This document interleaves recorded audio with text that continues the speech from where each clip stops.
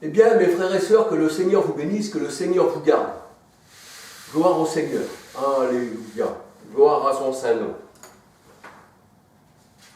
Alors, nous voyons qu'il y a beaucoup dans ce monde, beaucoup d'agitation. Et nous voyons que tous ceux qui sont à la tête du monde, eh bien, dirigent le monde, mais dirigent le monde à sa perte. C'est comme un bateau qu'on envoie et puis que l'on coule au milieu de la mer avec tout l'équipage. J'aurais voulu vous parler un peu, avant de commencer mon étude, j'aurais voulu vous parler d'Israël. Je ne suis pas contre le peuple d'Israël, non, mais contre la tête. C'est pour ça que le Seigneur, dans sa parole, dans Actes 4, 25 à 27, eh bien, les rois, les princes de ce monde se sont ligués contre l'Éternel. Et dans le psaume 110, le Seigneur il dit qu'il a fracturé la tête de ceux qui dirigent. Colossiens 2, versets 14-15, la parole de Dieu nous dit qu'il a vaincu les autorités de ce monde et qu'il nous a arrachés des autorités de ce monde. Et nous voyons que les autorités de ce monde, moi je ne parle pas des peuples, parce que les peuples, c'est, on va dire, la queue, et ceux qui dirigent, comme la parole de Dieu nous dit, dans la parole de Dieu, eh bien, c'est les magistrats. Et nous voyons que le serpent Ouroboros, eh bien, le serpent se mord la queue, se mange la queue. C'est un peu le symbole de ceux qui dévorent le peuple. Mais si le serpent va trop loin, s'il se mange la queue, il a une règle à respecter, il ne faut pas non plus qu'il se mange la tête, sinon il disparaît. Mais le Seigneur l'a déjà fait disparaître parce qu'il a vaincu le monde et il a vaincu l'adversité. Alors, je voulais m'arrêter sur Israël, selon la chair, bien sûr, 1 Corinthiens 10, 18, que le Seigneur appelle une synagogue de Satan. Mais là, je parle vraiment de ceux qui dirigent.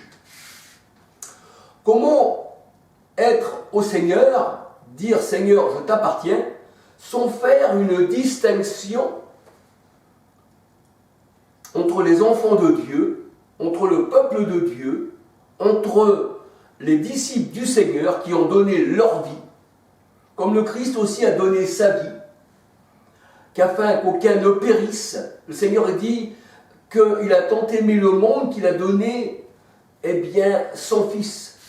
Et la parole de Dieu nous dit que Jésus a dit dans sa parole, on ne prend pas ma vie, mais je la donne. Mais je la donne pour mes brebis, parce que mes brebis m'appartiennent.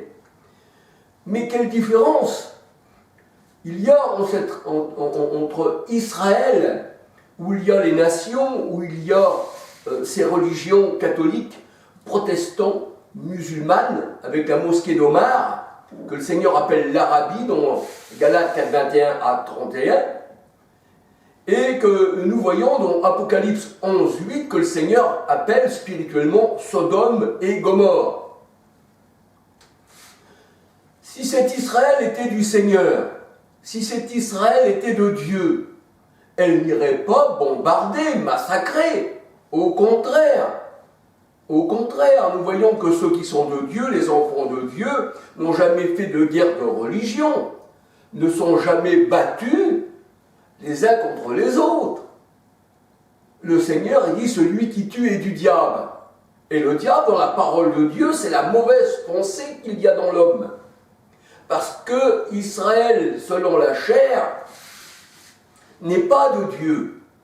C'est l'adversité, c'est le diable, c'est Satan. Et Satan veut dire simplement adversaire, être contre Dieu. Donc cet Israël, eh bien, elle a l'esprit du monde. C'est ce que disait le Seigneur avant la conversion de Pierre.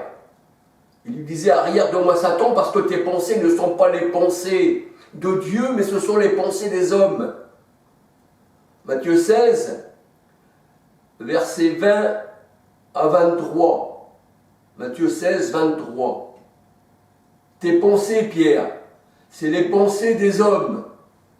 Et la parole de Dieu nous dit que l'homme, avec sa pensée, le Seigneur le connaît. Colossiens 1, 21 nous dit, nous étions avant par nos pensées, nous étions ennemis de Dieu. Mais la parole de Dieu nous dit, maintenant nous avons la pensée du Seigneur. Nous avons la pensée du Christ, nous avons l'esprit du Christ. Et on reconnaît l'arbre à son fruit. Comment que Israël pourrait être des enfants de Dieu?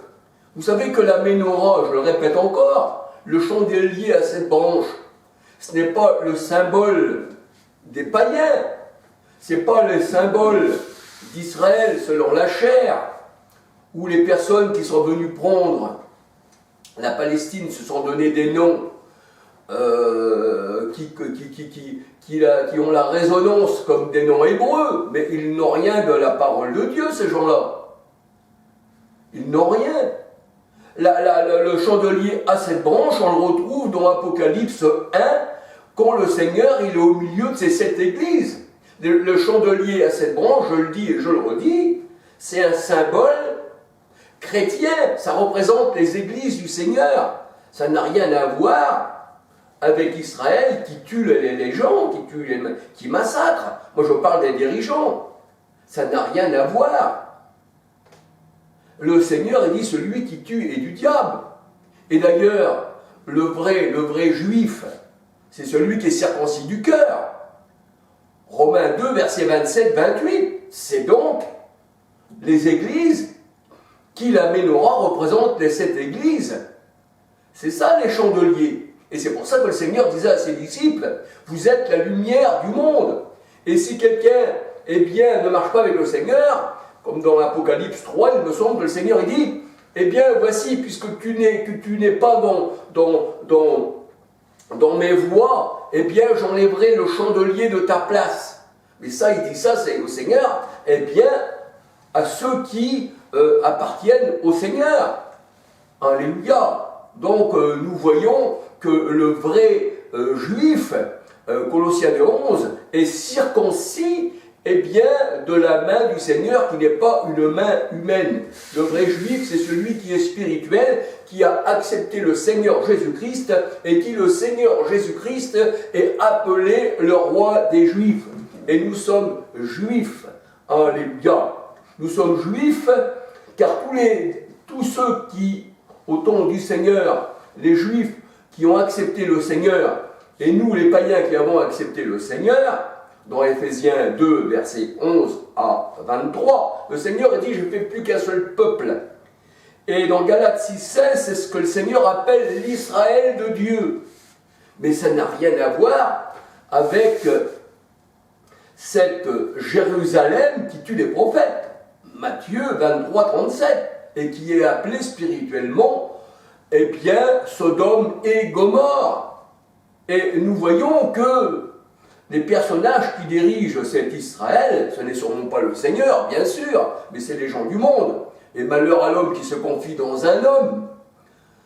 C'est ce que nous dit Jérémie 17, verset 5. Et nous voyons que, cette pyramide avec l'œil dans le milieu, c'est elle qui commande.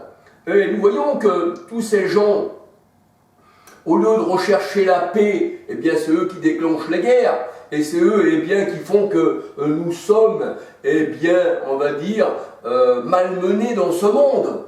Dans ce monde, nous sommes malmenés. Et il faut se dire que les gens du monde aussi, le peuple aussi, a voté. Ça fait un peu comme dans 1 Samuel 8, où que l'Éternel, il était le roi sur les Hébreux, mais il voulait un roi comme toutes les nations, un roi charnel, qui allait prendre leurs enfants, qui allait massacrer leurs enfants, les envoyer à la guerre, mais eux, ils disaient, ça fait rien, nous, on veut un roi comme toutes les nations.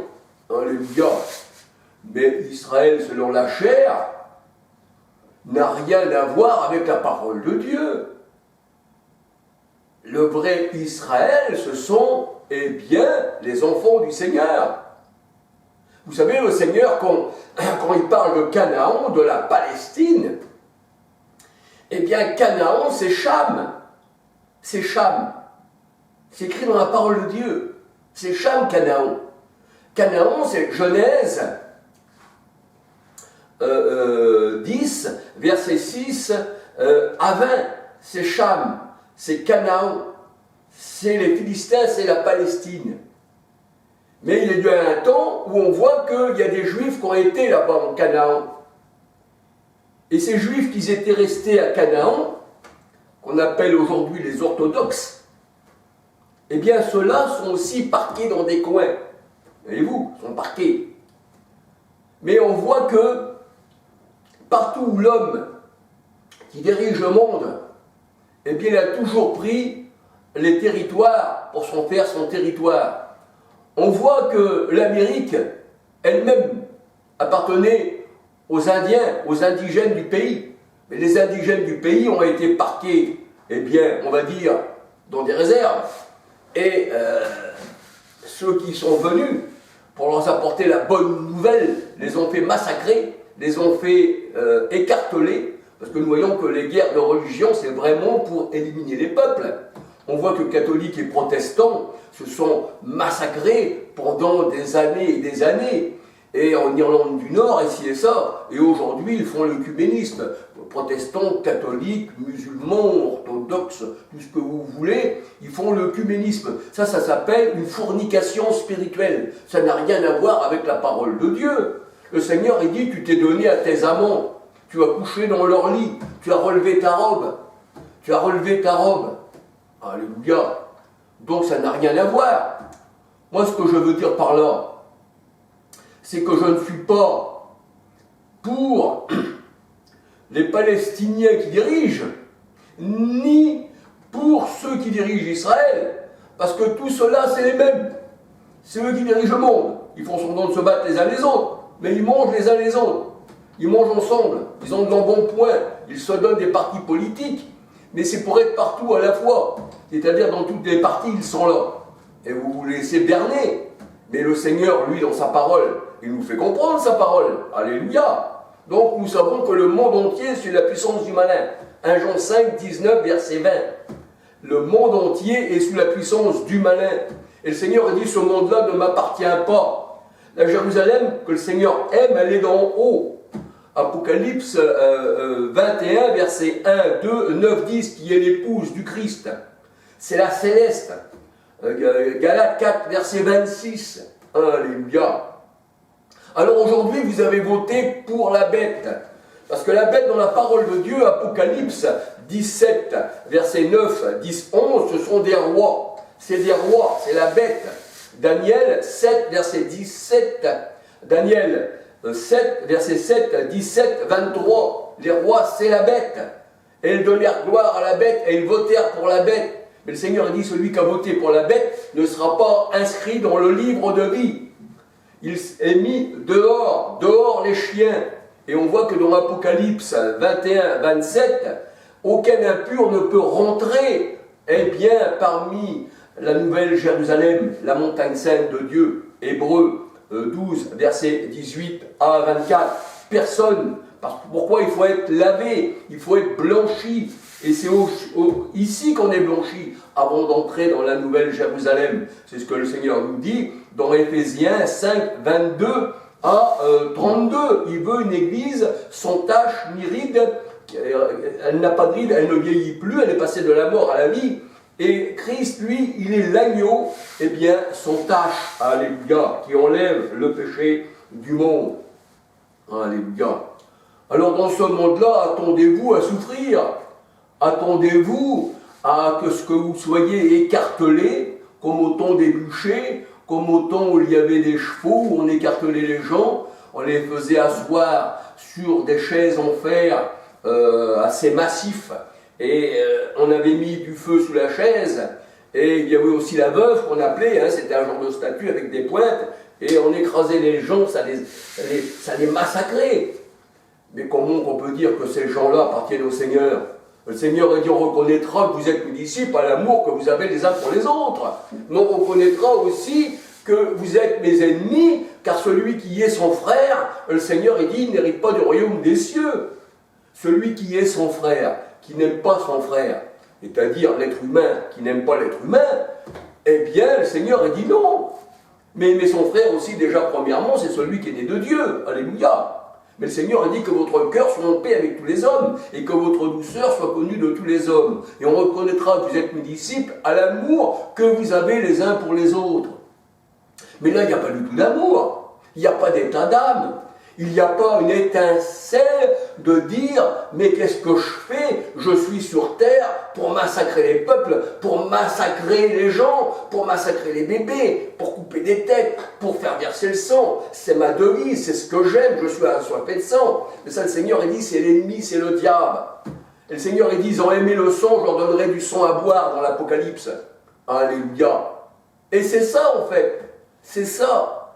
Maintenant, si vous ne voulez pas... eh bien, marchez selon la parole de Dieu, que vous êtes dans toutes ces religions qui se sont battues, qui se sont massacrées, ensuite il y a eu l'œcuménisme, et puis l'œcuménisme, on voit la maison d'Abu Dhabi sur les réseaux sociaux, la maison d'Abraham, mais ça n'a rien à voir avec la parole de Dieu.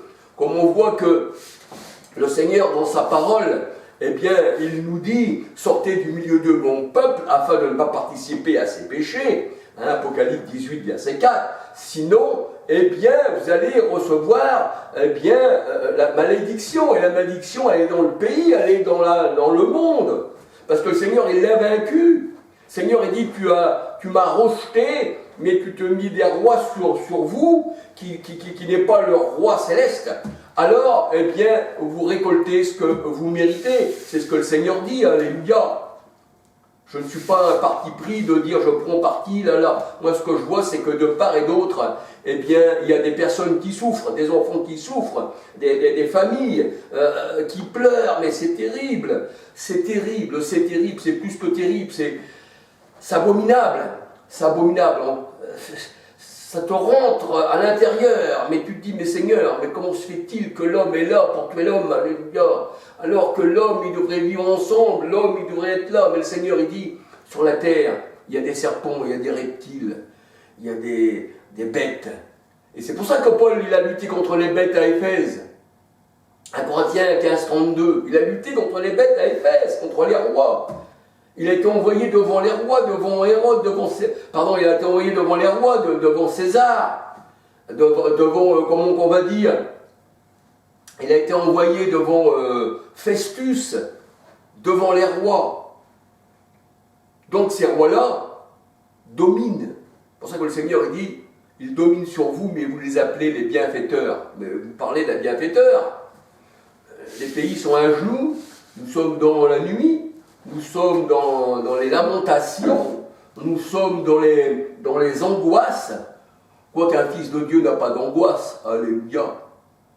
Un fils de Dieu n'a pas d'angoisse, parce qu'il appartient au Seigneur, alléluia. Et le Seigneur il dit que c'est dans le calme et la confiance que sera ta force. Parce que tout ce qui arrive vient de Dieu, en fait, alléluia. Amos 3,6 nous dit, arriverait-il un malheur dans une ville sans que l'Éternel en soit l'auteur? Alléluia. Les plaies d'Égypte, qui c'est qui les a mis si ce n'est l'Éternel? Pourquoi? Parce qu'il y a en face de Dieu un peuple rebelle. Alléluia. Quand tu rejettes le Seigneur, quand le Seigneur n'est pas dans ta vie, que tu as voté pour le roi du monde, et le roi du monde c'est Satan, c'est l'ennemi, eh bien attends-toi que ce roi-là, eh bien il va te massacrer. Il va s'essuyer les pieds sur ton dos, sur ta tête. Mais je me demande, comment qu'il y a des personnes, qui puissent s'engager à l'armée, de dire je m'engage parce que je veux tuer. On les voit, ils prennent les fusils, les astiques. On voit, ils prennent les bombes là, qu'ils mettent en dessous leurs avions, là, c'est pas eux bien sûr. Eh bien, ils prennent du temps, ils ont étudié comment arriver, comment massacrer, c'est ça. Mais si tu prenais le temps simplement de te dire comment faire pour aider mon prochain, prendre la bombe et la rejeter, dire moi je ne fais pas ça. Mais on voit qu'au temps d'Hitler même, il y avait le monde entier derrière Hitler. Parce que Hitler avait été mis là comme un pion, justement, par tous ceux qui dirigent le monde. Et d'ailleurs, nous voyons qu'à la fin de la guerre, eh bien, les nazis avaient été cachés dans les couvents pendant la guerre, après la guerre. Et ils ont été avec des laissez-passer en Palestine. Et nous voyons quand il y a eu le procès de Nuremberg, eh bien, ceux qui devaient être jugés parce que c'était du génocide, mais ils venaient, mais en fait, quand on regarde bien, ils étaient libres. Et même quand ils arrivaient dans les tribunaux pour être jugés, ceux qui étaient là, dehors même, quand ils arrivaient, eh bien, ils étaient salués. Donc ça fait partie pareil. Vous savez, moi je suis gitan. Et le peuple gitan, eh bien, a été mis dans les camps de concentration 1 an avant la guerre. Donc qui c'est qui nous a mis là, hein? Qui c'est? C'était les nazis. Mais comme ils étaient tous avec les nazis, mais faisant semblant de combattre contre les nazis, donc ils nous avaient mis 1 an avant. Et on est sorti des camps de concentration 2 ans après. Mais là, il n'y avait plus de nazis.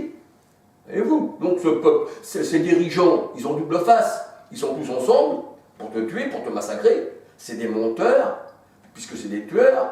Le Seigneur, il dit, le père du mensonge. Vous avez été un meurtrier dès le commencement. Et nous voyons que Caïn, eh bien, avait tué son frère Abel dès le commencement. Dès le commencement. Caïn a tué son frère Abel.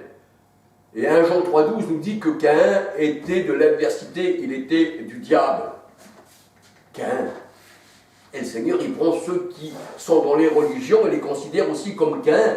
Ceux qui sont à la tête des peuples et qui tuent les peuples, eh bien, sont considérés comme Caïn.